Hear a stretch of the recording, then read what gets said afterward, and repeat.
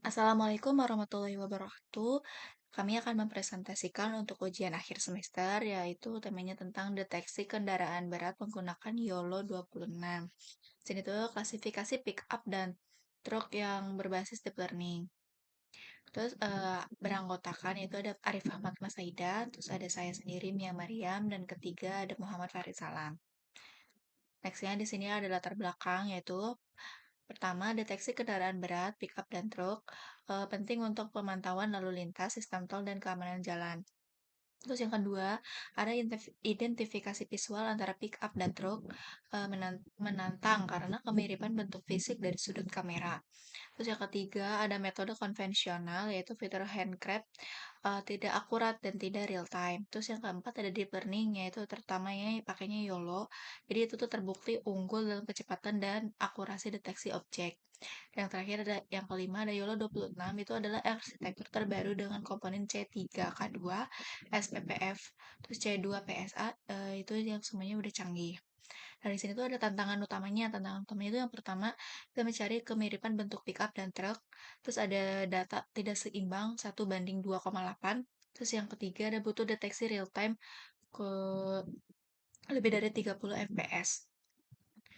Di sini ada rumusan masalah dan tujuan penelitian. Itu yang pertama ada rumusan masalah, yaitu bagaimana membangun model deteksi objek YOLO 26 untuk mengklasifikasikan pickup dan truk. Terus kedua ada bagaimana performa model berdasarkan precision, recall, MAP 50 dan MAPL 50 sampai 95.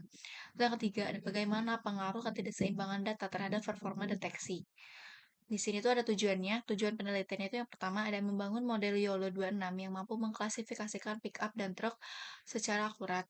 Terus yang kedua, ada mengevaluasi performa model menggunakan metrik standar object detection. Terus yang ketiga, yaitu menganalisis kemampuan model dalam menangani ketidakseimbangan data antar kelas. Nah, di sini ada tinjauan pustakanya, yaitu ada object detection, yaitu tugas CV untuk mendeteksi dan melokalisasi objek evolusi, yaitu sliding window ke RCNN, terus habis itu ke one stage, itu pakai YOLO SSD. Di sini ada YOLO 26, 280 layer, 21,7 M parameter, 74,7 GFLOPS, yang komponennya itu C3K2, SPPF, C2 PSA, multiscale head P3, P4, P5. Yang ketiga ada precision and recall. Itu precision itu kita pakai TP, misalnya TP plus FP. Itu kita recall jadi TP plus TP plus FN itu. Terus ada trade off antar keduanya itu diukur dengan F1 score. Terus ini ada MAP 50 sama MAP 50 sampai 95. Mean average-nya itu precision pada IOU di 0,5, terus ada MAP 50 sampai 95 lebih ketatnya. Itu rata-ratanya pada IOU 0,5 sampai 0,95. Itu di stepnya tuh 0,05. Nah, di sini tuh ada transfer learning. Itu ada 756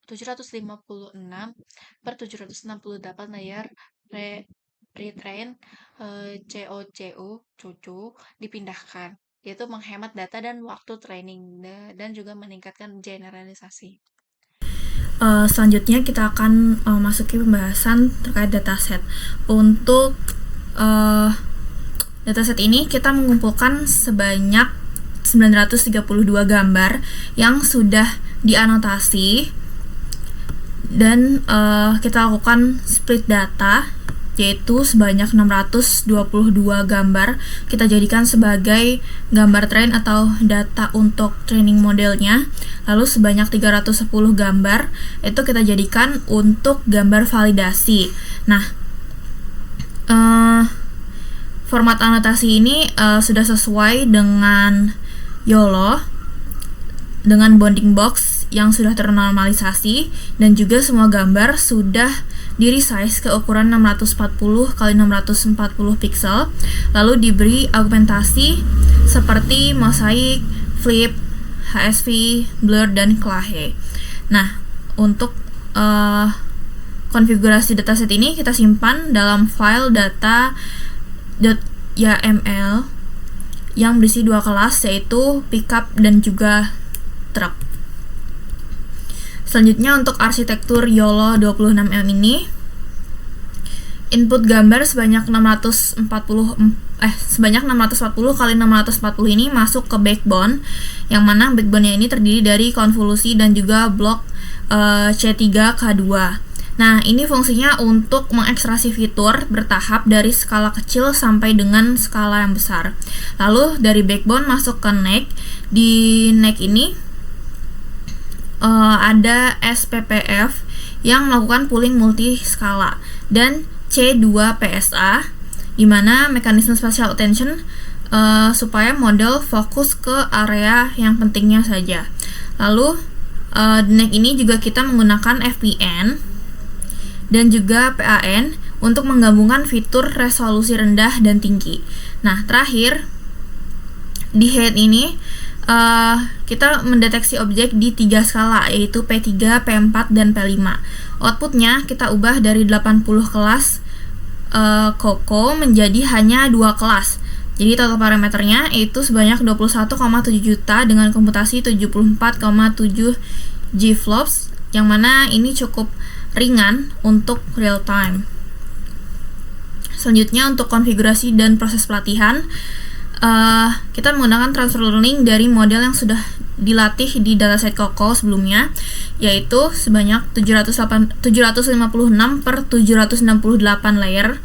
Ini kita pindahkan, yang mana ini sangat menghemat waktu dan juga data.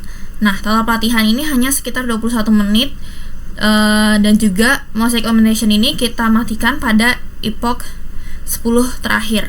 Nah, kenapa dimatikan pada 10 epoch terakhir? Ini karena di awal mosaic itu bagus untuk generalisasi, namun di akhir ini kita ingin model itu belajar dari gambar asli supaya bounding box-nya lebih presisi.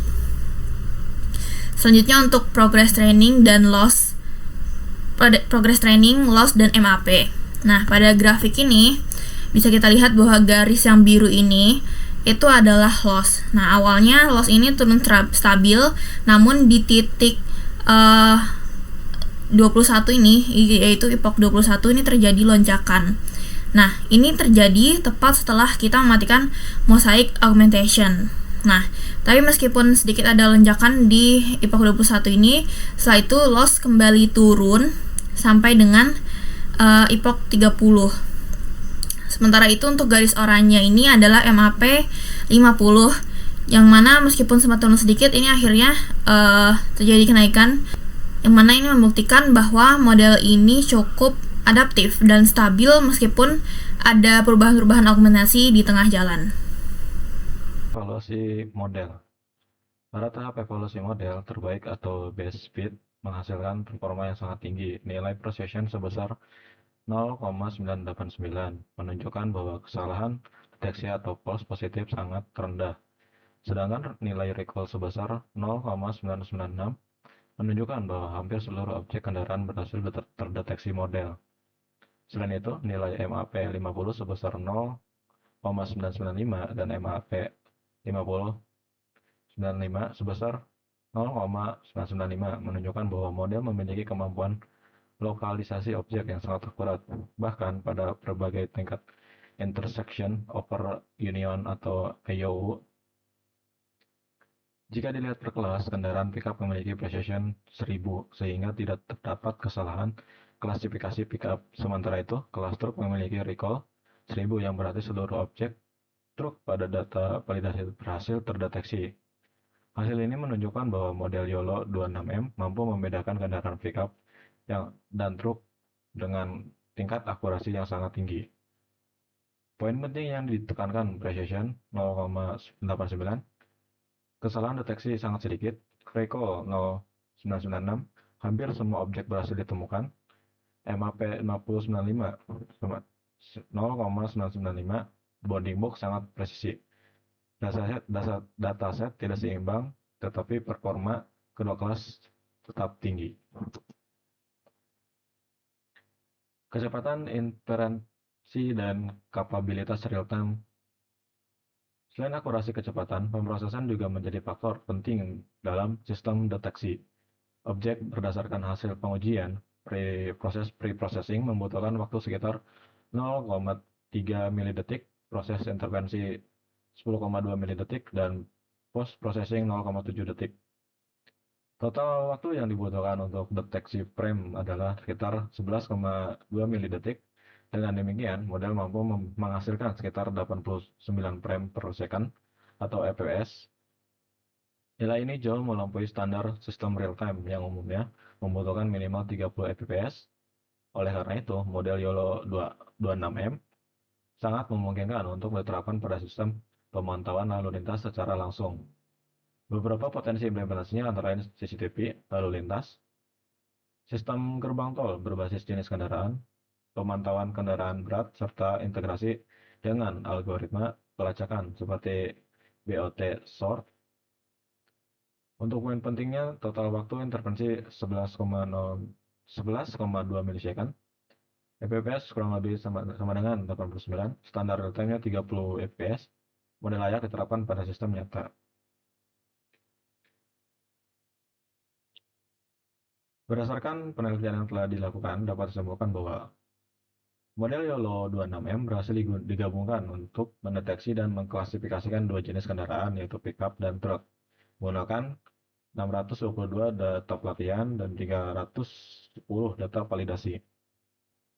Kedua model menghasilkan performa yang sangat baik dengan nilai precision sebesar 0,989, recall sebesar 0,996, MAP 50 sebesar 0,995, dan MAP 50/95 sebesar 0,995. Hal ini menunjukkan bahwa model mampu mendeteksi serta menentukan posisi objek dengan akurat. Yang ketiga, meskipun dataset yang digunakan tidak seimbang dengan rasio kelas pickup dan truk sebesar 1:2,8, model tetap mampu mempertahankan performa yang tinggi kepada kedua kelas. Dengan demikian, YOLO 26M terbukti efektif digunakan untuk deteksi kendaraan berat secara cepat dan akurat.